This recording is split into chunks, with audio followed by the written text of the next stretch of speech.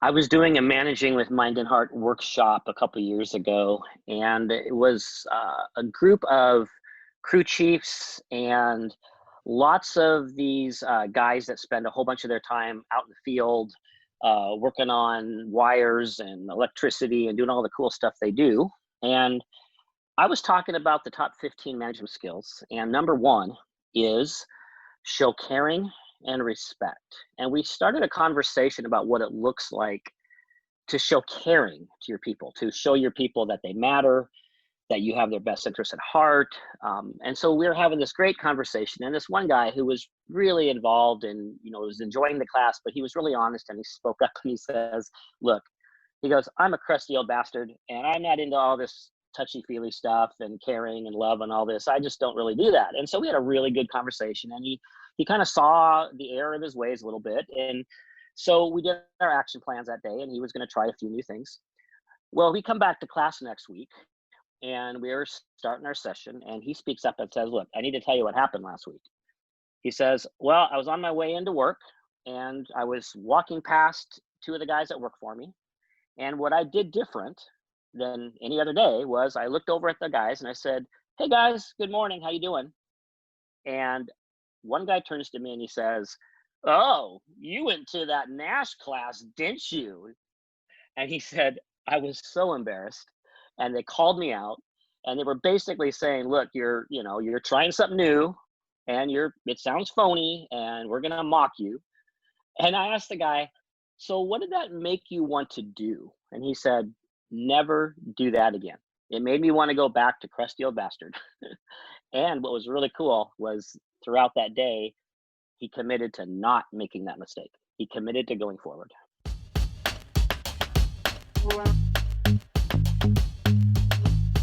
This sounds like a stupid question. Probably is, because, yeah, go ahead.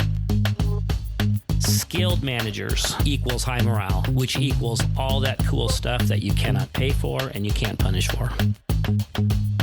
When you close off that feedback channel, you are not going to be able to hear the truth. In the first microseconds, your brain can't tell the difference between physical danger and what we call social danger. I'm pissed off at you. Me, specifically? Well, just because you're my boss and all.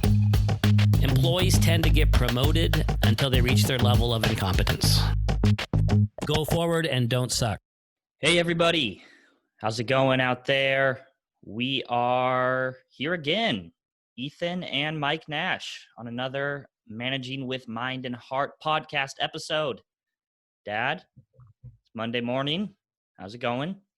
It's going really well. It was a great weekend, and I was really looking forward to hanging out with you here, Ethan. I am as well. It's always a nice way to start off the week, having a little conversation here about, well, in this case today, we're going to talk about change. Yep. Spent a little time on the last episode talking about change and talking about resistance, and we're going to dive in pretty deep here. For the most part today, I'm going to approach this conversation with a lot of humility, right? Because I know a lot less than you do on this. So I'm really interested in learning about your experience with change and working with organizations to create lasting change and how to kind of work through the resistance that is inevitable with the change. So I'm looking forward to you, waxing eloquently on this topic for a while. And let me ask you. I don't know how eloquent I'm going to be, so I'll try to wax a little bit. I'm not sure if it's going to go all the way to eloquent, but I'll do my best, man. All right. Well, we'll just wax on, wax off, see what happens. All right, let's do it. My first question to you is, it's pretty basic, but very broad. Why do organizations resist positive change? Dude, that's the $1 million question. Change is really hard, right?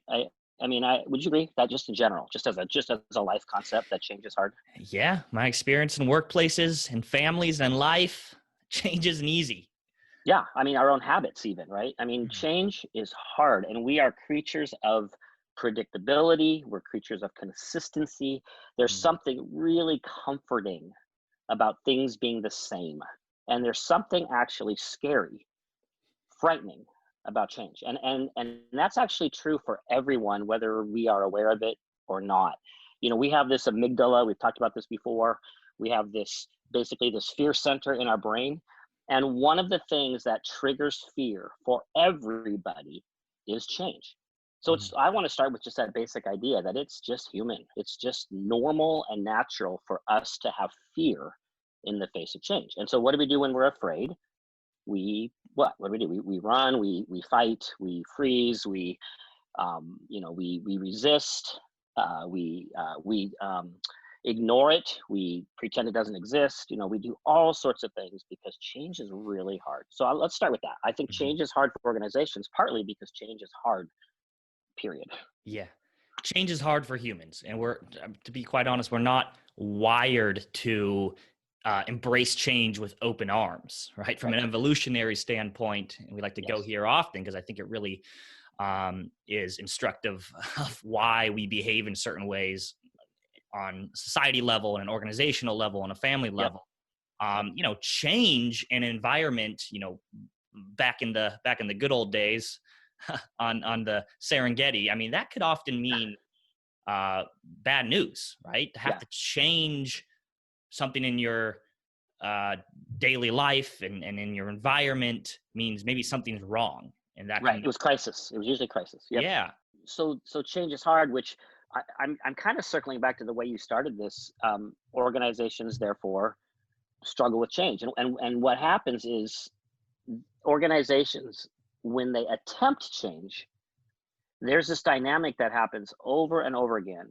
And it's called, we call it flavor of the year. It's this, we're going to do this new thing, right? So management comes in and said, we've just read this great book and we're going to go to the Toyota method, or we're going to go to total quality, or we're going to do this, or we're going to do that. And they go for it. And more often than not, a year later, nobody's talking about that change anymore. It didn't really take root, and it's kind of off everyone's radar, and we're on to maybe something else. And there's so many problems with that, right? I mean, what happens when an organization attempts change and then it fails, and then attempts change again and it fails again? What happens next, you think? Lots of cynicism. That's exactly right, dude. Every time an organization, and not just organizations, families, the same thing happens, right? You go for a change, it doesn't take root. You try again, maybe in a different direction, it doesn't take root. Pretty soon, when a new change gets introduced, everyone just kind of gets into the mode of, I just got to hold my breath and wait for this to go away, right? I'm not going to invest in it. I'm not going to try as hard because I'm tired of being disappointed, right? That kind of hurts to put myself out there, exert effort, have it not rewarded, right? Forget it. I'm going to protect myself. And so the next time a change comes through, it's like, yeah, whatever, right? So now you have an organization that's insulated against change because they've had so many false starts, right? And so that's the result of change not sticking, right? Now, your question, of course, is why doesn't it stick? And, the bottom line, dude, and you mentioned it already, it's called resistance. People resist change. Organizations resist change. And often the change makers are not prepared for that. Mm-hmm. Yeah. And just by looking at the numbers out there, it's a bit of a depressive view, meaning I've seen anywhere from about 54 to 70% of change initiatives don't do what they set out to do, right? They don't work, they fail, right? So 54 to what? Say again. 54 to. I've read numbers that's about 54, right? Or that's a success rate of major change initiatives. And then I've also heard that 70% of change initiatives don't do what they set out to do. Wow, that's I would actually believe that. I've seen that. Yeah. Mm-hmm. And as you're saying here, a big factor in that is just this flavor of the year syndrome that pops up, right? This whole idea that, here's what we're doing now, but the systems or the proper steps are not in place to make it stick. And it's just okay, this we can wait this one out and save ourselves all a lot of time and effort here.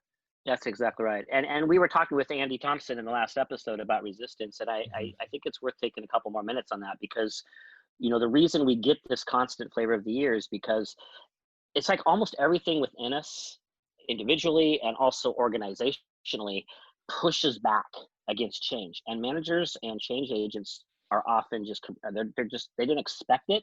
So when they see it, when they experience it, they kind of panic, or they give up, or they don't know how to handle it, right? And I tell you what, dude, I mean, people resist change that they even ask for. People resist the change they want. Even healthy, good change that everybody believes in, there's this other subconscious part of them that's going to push back against it, right?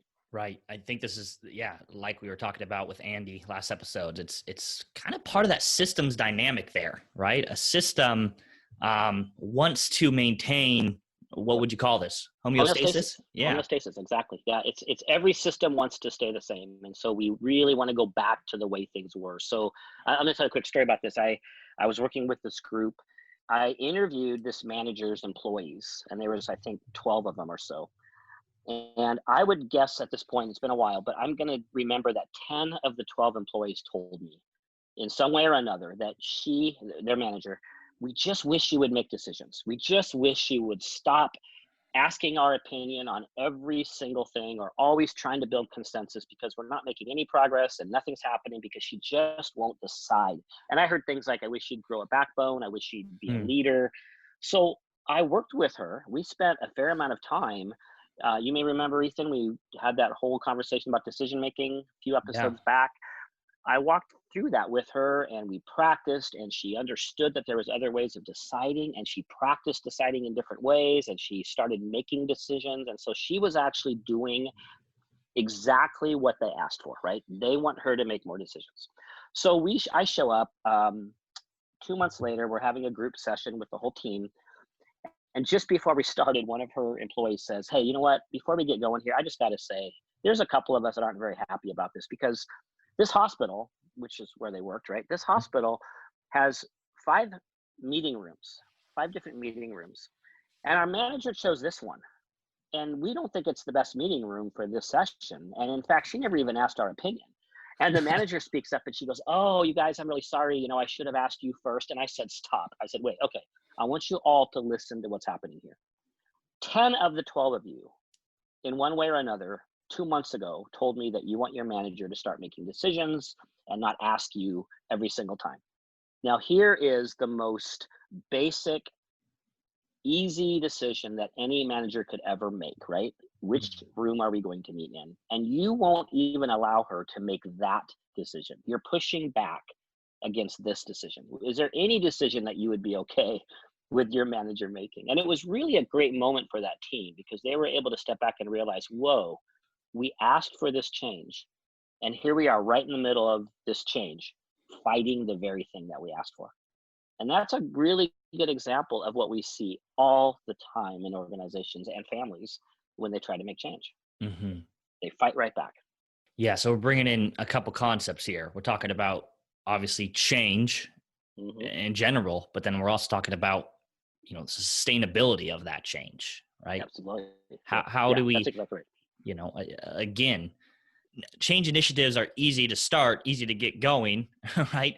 But they're not easy to continue on and to last. When you work with organizations on this piece, when you work with them on creating change that's sustainable, I mean, how do you start out? What do you explain to them, right? That gets them on board to understand, like, there are particular things that you need to do to sustain this change.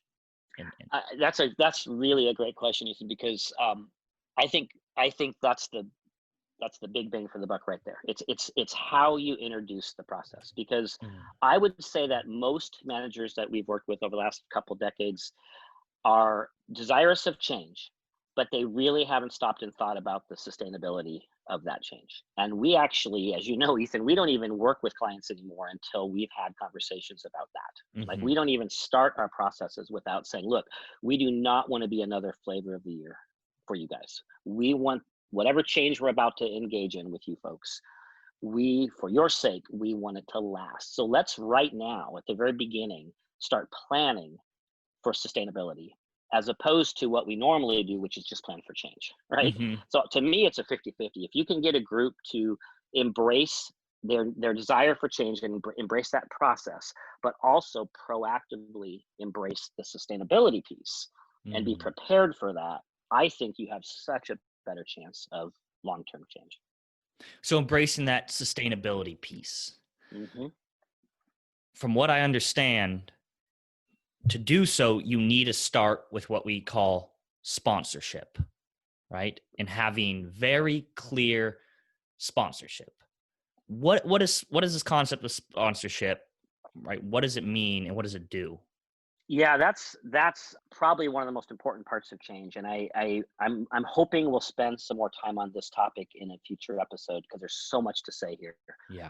Bottom line, every successful there's a organization called Prosci that is kind of the gurus of change management, and their Called research what? shows Prosci, Prosci. Mm-hmm. Their research shows that inadequate sponsorship is the number one reason that change fails, that change doesn't take root. So sponsorship in a nutshell, and there's lots we could say about this, but sponsorship is the idea that somebody in that organization with organizational authority is going to sponsor this change, which means so many things. It means they're going to champion it. It means they're going to continually champion it. They're not going to let go. They're not going to drop away. One of our phrases in class is beware of the vanishing sponsor, right? They're going to champion this change now, but they're going to champion this change in the future. They're not going to stop talking about it or promoting it. They're going to communicate it very thoroughly, which is a whole nother topic.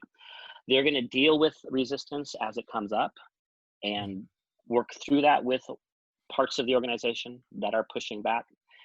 Sponsoring and change basically just means that you are going to be the one that sees it through, but you can only be a sponsor when you actually have organizational authority in that organization. So a family that wants to experience change, you obviously need a parent who's going to sponsor that change and see it through, right? Mm-hmm. Same thing in an organization. You need somebody with authority to embrace, champion, communicate, and sustain the change. So if this is an organizational wide change initiative you're looking to do, would this need to be, like, without exception, basically the top leader, right? The CEO or the president? Yes, I would say that for a change that's going to be organizational wide, you need the top person. She or he needs to be the one that sponsors this, but ideally she should recruit all the upper managers that are the next level down so that you have a broad sponsorship group that's sponsoring this change. Hey, can I illustrate this real quick? I want to tell you this another story here. So I was working. You mentioned big organizations or organizational wide. We were working with an organization, and they have, I think, 800 employees. It's a pretty big organization. There was this organizational wide change that the CEO decided on, and it had a lot to do with the IT department. It had to do with cybersecurity. It had to do with getting all the different systems on the same platform. So this CEO talks to the IT director and says, look, I would like you to make this change happen. So the IT guy says, yep, I'm going to make that happen. And so that guy got his team together, and he went to all the other departments and he tried to institute this change. Well, he had a whole lot of his colleagues who were right on board with him.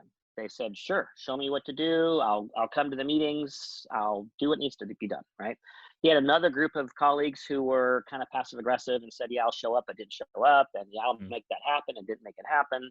And then he had another group of colleagues who were, you know what, you're not the boss of me, and I'm not going to do this. Now, in reality, you're not the boss of me in that case was true. This guy was their peer. Right? He was the IT director, and he was talking to the directors of other parts of the organization. So yeah, he's not the boss. So he's getting all this resistance, and he went back up to the CEO and he said, look, I'm getting resistance. I need some help. And the CEO basically said, you know, you just need to go win their hearts and minds. So this poor guy goes back and tries to win their hearts and minds and broke some relationships and pushed too hard. And, you know, basically it was a disaster. And this poor guy ended up getting a bad review at the end of the year because he wasn't able to be successful in his project. And what he was looking for there was sponsorship. He needed that person, that CEO, to go to everybody and explain the change and champion the change and make sure that everyone understood that this IT director was going to be doing these things and why and what their requirement was, right? That's where he needed to use his authority to sponsor this change. And without that kind of sponsorship, it's very likely that change is not going to work. Absolutely. Absolutely. Yes. Someone in that top position needs to be there championing that change, Yeah, right? absolutely. Yep. And not just for a few minutes or a few days or weeks either. Mm-hmm. You know, and a side note here, you know, as I was looking into the literature of just change management and learning a lot about it right now, you know, I know another just main reason that the change can fail is, you know, this leader, this executive, let's call him the sponsor, because that's what we're talking about. They just dictate what should change, right? They dictate it, and that doesn't work very often, right? That's how change fails. Have you seen that show up before in when you're working with organizations where the leader just dictates it and says, here's what we're doing, I'm sponsoring this, everybody get on board? Have you seen that work effectively at all? I've seen it. Let me just say that I've seen it work if it was a little bit more lower level change. Yes. I've seen it work if it wasn't going to change everybody, if it wasn't a requirement for everyone to change their behavior in big ways. So for example, we're going to change the way we do meetings. I've seen that work. And sometimes that's exactly what's needed. Sometimes you just need the leader to say it and do it and make it happen. But if you're talking about broader change, deeper change, for example, we want to change the way everyone manages. We want to give everyone best practice management skills, or we want to change a culture, right? Something like that. What you've described is absolutely true. It tends to be, I think that's sort of a dictator type of, you know, this is what we're going to do. And you're going to be much more likely to get resistance because what you haven't done is you haven't involved people. And that's, and what, okay, you're talking about some research. What does the research show is the best way to do this? Yeah, well, so I've heard it be broken down to there's kind of 3 different approaches to change. And one of these 3 are better than the other 2. The first change is what we're talking about right here, where it's just kind of, you know, there's a big major organizational wide change and someone just dictates it. Someone says, here's what we're doing, everybody. He doesn't go out and seek feedback. He doesn't talk to the front line. He doesn't talk to the management team. And she says, this is what we're doing. Get on board. Here are the consequences if you don't do it, right? Mm-hmm. That can work for a while, but it's not sustainable. Another approach is more of a persuasive approach, which is not exactly just dictating, here's what we're doing, but it's, hey, here's what we're doing. Let me explain why this is the best for you, why this will benefit you, why this will benefit the organization. And by the way, here's kind of the consequences if you don't get on board with that. Now, the last approach is the approach that, by the research, works when you're looking for actual sustainability of change. And that is, well, there's a lot of jargon that you could call it, but basically it is a process of really seeking feedback and seeking to understand what the problems are, what people need to work on, what would be the best route to make that change, who needs to get involved. I mean, it's a process of involving your team, your organization. And what that does is, for one, it creates buy-in, right? People were able to get involved in this change effort, and they were able to state their opinions and give their feedback. And that right there, I mean, that can go a long way. What do you think?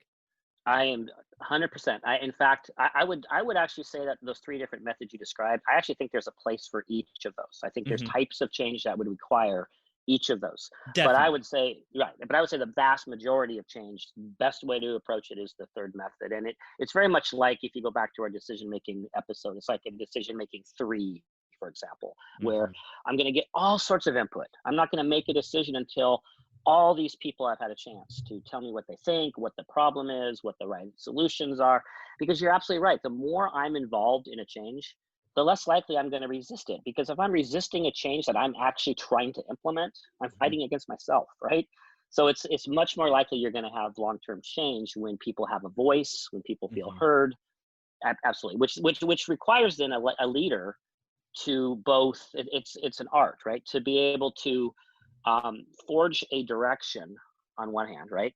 But Mhm. also be flexible enough to include other people's ideas and thoughts and opinions. And if you can find that balance, much more likely you're going to sustain change. Yeah. And it's definitely not to get confused with, again, we're going back to those, what you might relate to the decision-making styles. It's not that Hmm. like this approach is get everybody's opinion on what change we should make and then, majority rules or something Right. like that. It really is a process of, think of it as a process of research, right?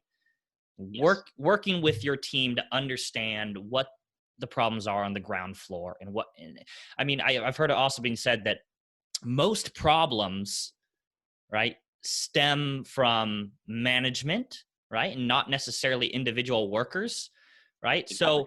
So you really need to get with those folks, both individual workers who are seeing the problems as well as the managers that the problems might stem from, and really look into that.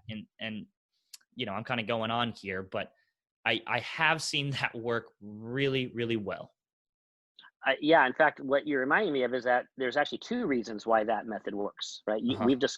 We've discussed that one of the reasons that works is because if I'm involved in the change, I'm going to have more Mm-hmm. buy-in, right? What you're getting at now, though, is the second reason that style works is because if I'm involving people's opinions, I'm going to be more accurate about Mm-hmm. what the Mm-hmm. change needs to be. So now you have this double blessing of I'm actually making the right change and people are bought into it, right? So there's a Mm-hmm. setup for success, right? And now I would add another component to sustainability, which is really close to what you're saying, which is also involve as many people as possible, right? As many people as possible. Don't say to yourself, well, those are the four people who really know what we're talking about. I'll just go talk to them. Mm-hmm. you know Involve as many people as possible. Let me give you an analogy. If I want to change, if I want to help a family get healthier, right, I'm going to try to get everybody involved in the change. If I want to see an organization improve their staff meetings, I'm going to get everybody who goes to staff meetings to sound in on what they would like to see more of or less of. I'm going to get them all involved in doing the change and doing it the right way. It's hard to facilitate change when you're alone, or when it's you and three other people trying to turn the ship, and the ship has 4,000 people in it, right? You Mm-hmm. really want to get as many people involved as you can.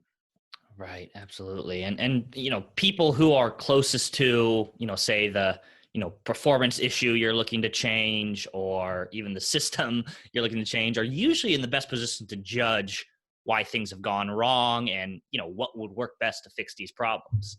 Yep. We'll sometimes have clients that say, okay, so come in and, our team is just not productive. And so we say, okay, let's collect some information on kind of what's going on. And they say, hey, why don't we just talk to the executive team? Here's the people that you'll get the information from. And it's like, well, no, they're not the ones closest kind of to the ground floor, seeing the problems. They're not the closest people to the problems. So you really do need to talk with those folks. Well, in fact, I found that executive teams are actually way less accurate Mhm. about what's really going on Yeah, they're in their than the bubble. people closer to the work. Absolutely. Yep. Hmm. There's several other factors that I think organizations need to be thinking about ahead of time for change to be sustainable. Should we kind of go into some Yeah, other concepts here? let's do it. Well, let me throw another one in there. So far we've got really good sponsorship. We've got Mhm. involve as many people as possible. We've got really listen and dig in and gather. I like the way you said research. Gather data. I think another thing we really want to focus on is dealing with resistance. We've established that resistance is going to happen. People are going to push back, or they're going to. And by the way, resistance can look like active resistance, and it can Mhm. look like very passive, just not following through. Not doing the thing. But if I, for example, say to my team, "Hey, let's change the way we do customer service," and we all agree on some different methods, right? And Mhm. we all make a commitment, and I'm sponsoring this, and I'm training everybody, and everybody's into it, and we go into it, and now there's three or four of our folks that are just not doing it, and I do nothing about that. Mm. What you allow, you teach, right? What you allow, you teach. So basically, because these folks are kind of going back to their old ways, and the person in charge is saying nothing and doing nothing, they internalize that as permission to go back to what was happening before. And that can be infectious, that can spread, and pretty soon you haven't made any change because you were thinking that my championing the change and being a promoter about it would be enough. It didn't really work. And now I'm just going to be discouraged and I'm going to blame the employees because they didn't really do it. And we're back to square one. So instead we have to hold people accountable, and holding people accountable doesn't always mean, being harsh at all. It just means, hey, let's refocus. Let's level set. I want to remind you, this is what we're doing. Right. So I don't really want to get into all the different ways we hold people accountable, but just keep in mind, it's not going to always be, I'm not talking about punishment here. I'm talking about just don't let people go back to the way things were. Yeah. Yeah. This is funny. I mean, again, we won't spend a whole lot of time on this one. There's so much to get to. It reminds me of what I think they called the broken window theory. And this was from a Malcolm Gladwell book, which is essentially, they found that, I think this was in New York, and they found that, a building had a broken window, and they thought, okay, not that big of a deal, maybe. And then all of a sudden, there's lots of broken windows, and then there's graffiti up on the building, right? And they changed a tactic, which was anytime they saw a broken window or anytime graffiti got put up on the building, they took care of it immediately, right? And what happens over time is people stop breaking those windows, right? It just got taken care of right away. And so, that's I think an analogy that would work in, a workplace as well. If you see something, you see someone either sabotaging change, and again, that might not be on a conscious level, right? It could be. You got to take care of it then and there, right? Yeah, that's exactly right. I think, and I know this might seem obvious, Ethan, but what we're talking about right now is so key because it's so easy to give in to the resistance. I see it all the time. In fact, this might seem like a really minor example, but I was with a group last year. They were. I keep mentioning staff meetings. I don't know why, but they were fixing their staff meetings. They really did some really good work, and they involved everybody. They kind of created a new way of doing meetings. But one of their commitments that they all made was people aren't going to show up in meetings and open their computer and start typing. That's not okay. They decided no electronics in their meetings, right? I just happened to be there as they had their first meeting after they had made those commitments. And so we show up, and this one gentleman shows up like he had been doing for probably 5 years. And he sat near the back and he opened his computer and he started working. And I was watching this. I didn't say a word because it wasn't my place. I wasn't in charge of this meeting, but I watched the manager, and I could see that she saw it. Like, she could see it. I noticed her seeing it and noticing it, and she said nothing. And other people noticed it, and nobody said a thing. And I was really curious about this, so I didn't have another chance to talk with her for a couple of weeks. And I asked her about it, and I said, hey, remember that meeting a couple weeks ago, and there was this commitment, and I'm wondering what happened there. I'm wondering, did you notice? And if so, what were your thoughts? Did you do anything? I'm curious as to why you didn't say anything during the meeting. And she stopped and thought about it, and she realized not only did she not say anything in the meeting, she hadn't said anything since then. And the next meeting, I wasn't there. The next meeting, I guess there was 2 people on the computers. And I said, where is this going? Do you see where this is heading? And I asked her, why have you not addressed this? And her answers, a couple things. Number one, she said, I didn't want to embarrass anybody. She says, I don't want to be authoritarian, she said. She said, it's not that big of a deal, was one of her answers. It's really not that big of a thing. We still could have good meetings. And I said, what do you think you're communicating to everybody in that room? And she said, well, I guess computers are okay. And I said, yeah, but what else? And she finally got to it. Yeah, I guess that whole commitment we made doesn't mean squat.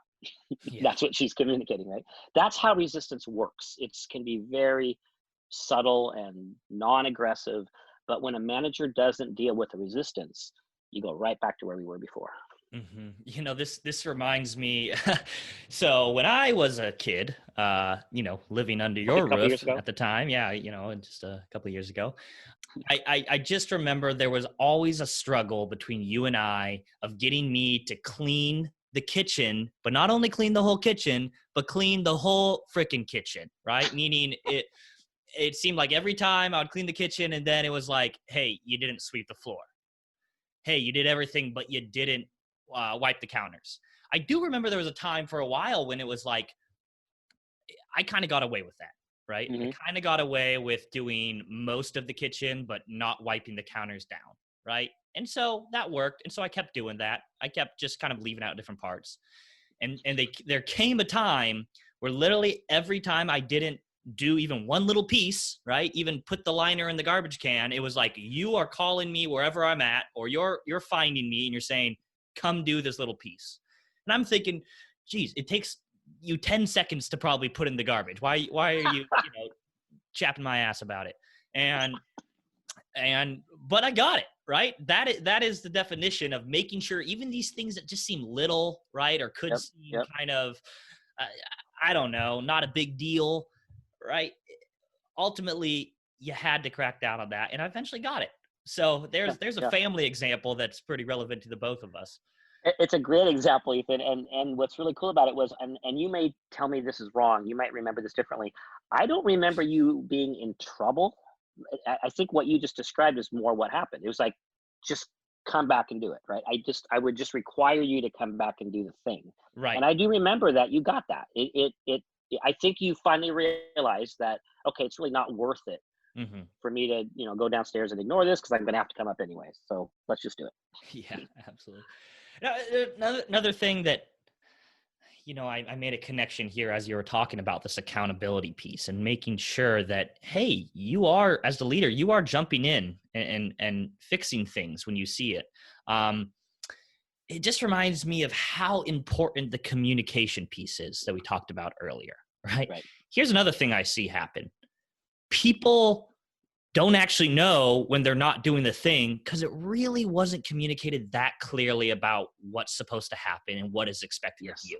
I see that a lot, in fact, right? Where the leader's thinking, well, I sent out an email saying this is what we're doing and this is what's expected of everybody. Okay, that was 6 months ago, right?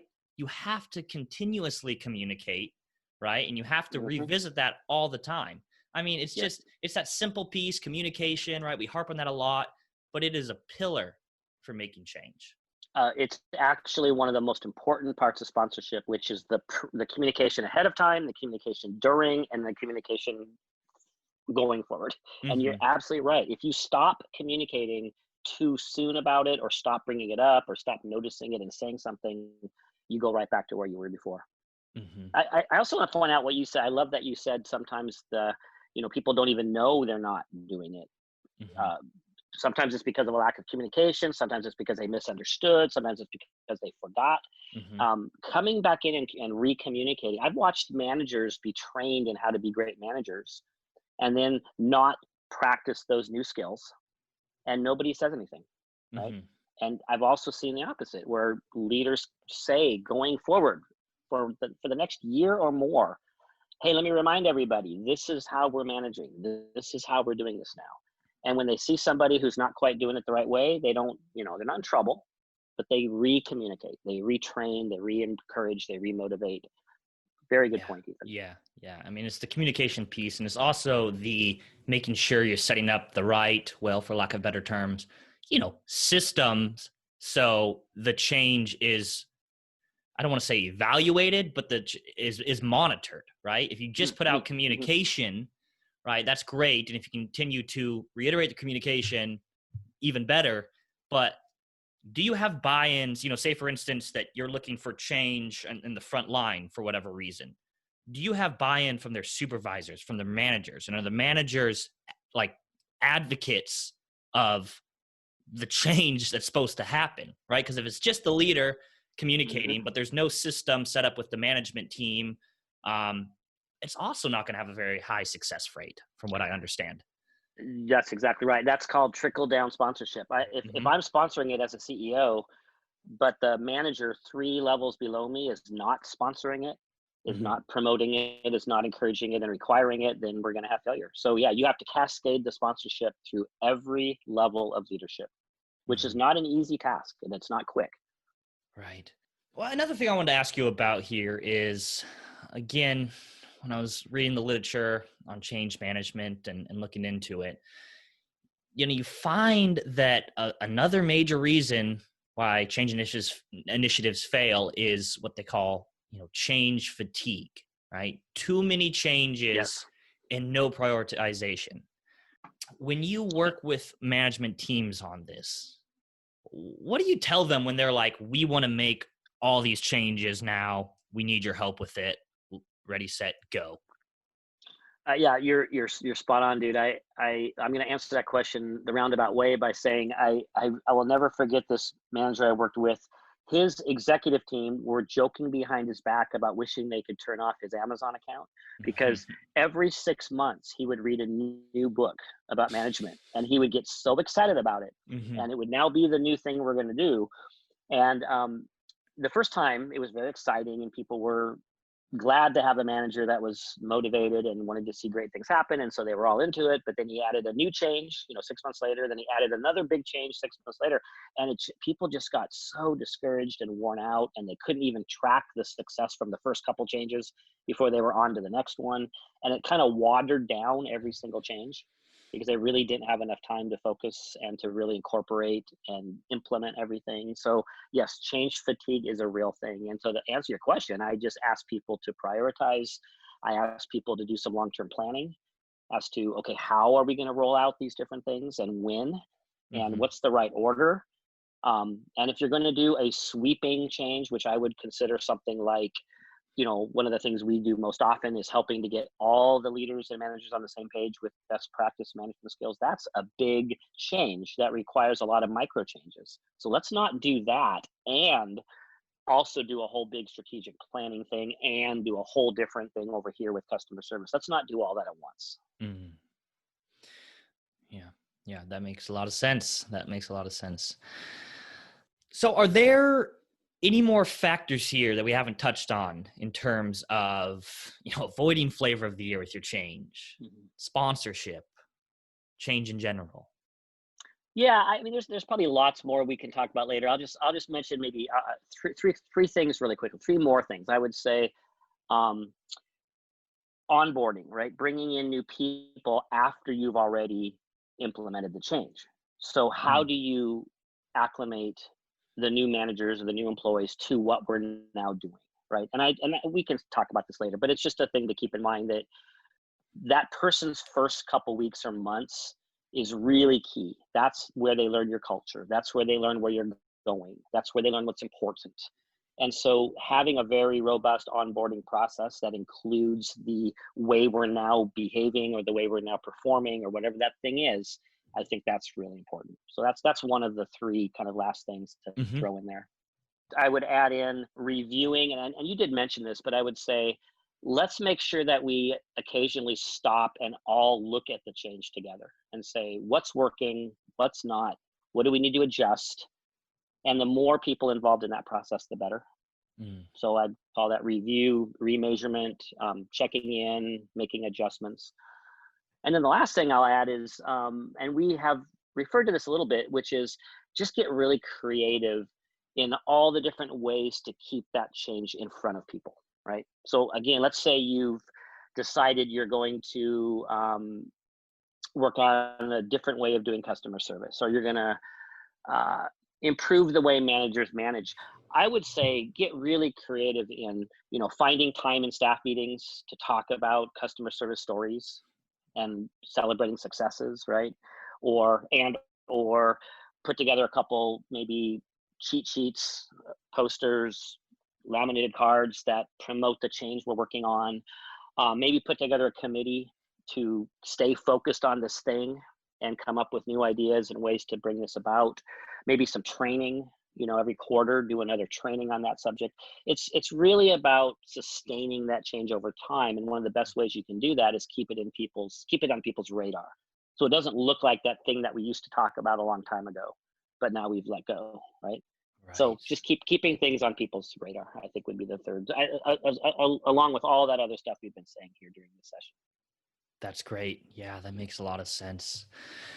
I just want to give one quick head nod here to another piece that I am finding more and more important as I look at this type of work, which is success. I believe that successful change takes having a story that kind of cuts through the noise, right? And this goes back to the communication piece. But what is the story that you're telling the folks, right? And this is an honest story. This is what's really happening. But this is, it just means, here's what we're doing. Here's why we're doing it. Here's the vision I see with this change. And here's what I think it will mean for all of you. And here's how I think it aligns to our mission, right? Painting this really robust narrative, I think just allows people to frame it in a way that they can understand, personally, and how it affects them. And it just, I think it paves a clear road to success when they see the narrative behind it all, and not just here's what we're doing and here's what we hope to accomplish. Does that make sense? It makes so much sense. In fact, that's a really cool way to circle this whole discussion back to sponsorship, because what you're talking about now is more than just communication. You're talking about the why, right? You're talking about why this matters and how it impacts the individual people, and why this is something that's so great and so important. And it actually touches people in their heart, not just in their brain, right? So much more likely that change is going to be successful when there's enthusiasm, when there's actual desire and buy-in. I love the way you describe that. That's a motivational way of providing sponsorship. Yeah, absolutely. Absolutely. And again, I think that goes back to getting down on the ground floor and talking to the people, right? Talking about what's important to them, right? You can frame that narrative in the way that aligns with what people want and what's important to them in their story, right? Yep. So, well, this has been great. I mean, I know we basically just spanned a bunch of concepts here in a pretty quick period of time. We do want to come back and revisit this topic, revisit this idea of sponsorship, definitely, but just change. Just because, I mean, ultimately, we want to see folks and we want to see organizations, I guess for lack of a better term, see the results and see sustained results of the change that people often spend a lot of time and money on. Right. So I'm excited to revisit this at a later time. Well, and I think what we're talking about here is so important, because you just reminded me of this. How many organizations spend time and energy and money and efforts, and then later on they're disappointed. And you're right. I don't want to see that happen to any organization. And it's one of the reasons I'm kind of proud of what we do, because I think one of the things we do as an organization, Nash Consulting, is we start talking about sustainability at the very beginning. And I look at our track record, and we haven't done actual research, and maybe we should one of these days. I look back at our clients and the conversations I'm having now with people that I worked with 10 years ago, 15 years ago, and they're still seeing the results of change. And that makes me really happy. Yeah. And if I could just toot our horn as well. I just want to say that I'm also proud of the organization we have here and what we do at Nash Consulting, because we don't just take your money and do whatever you want us to do. Meaning we don't really work with organizations that are not willing to buy into this concept of sustained change and buy into this concept of sponsorship. If we get to feel like this is just going to be a flavor of the year thing, it's like, okay, I don't want to put our reputation there, right? Because we know this is how change works. And I'm proud of that. Regardless if that's cost us money in the past. It doesn't matter to me. We know everything can change. I want you to be successful. I want us to be successful. So let's not even go forward if we think we don't have the right ingredients for success. Absolutely. Well, hey, folks, I think that is it for now. Hey, quick plug here. I want to let you know we're recording this episode at the beginning of August 2020.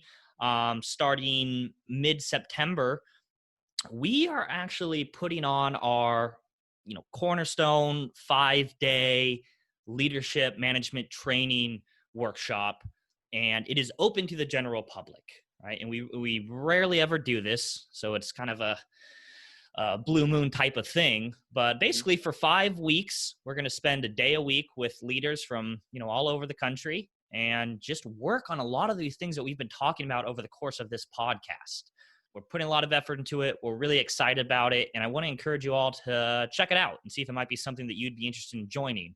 you could go just to our website, nashconsulting.com. You'll see a banner right there that will lead you to it, and feel free to share. Anything you want to say about that upcoming event? No, but well, yeah, I would say no, but then I have something to say. I would just say that these 5 weeks are going to be packed full of really practical best practice management skills, coupled with some really deep dives into kind of the way we should be thinking as managers around morale and caring and respect and sustainability and some of these deeper concepts. So we're going to have a good time. I'm going to be doing a fair amount of the work myself with that group with the 5 weeks. And then one of our colleagues, Hannah Butler, is going to be sharing that series with me. And I'm really looking forward to it. Absolutely. And we wanted to keep it affordable for everybody. We want to get you all in there. So take advantage of this opportunity. All right. Enough of the shameless plug. And we are out. Peace. Yeah. Have a great week, everybody. Bye-bye.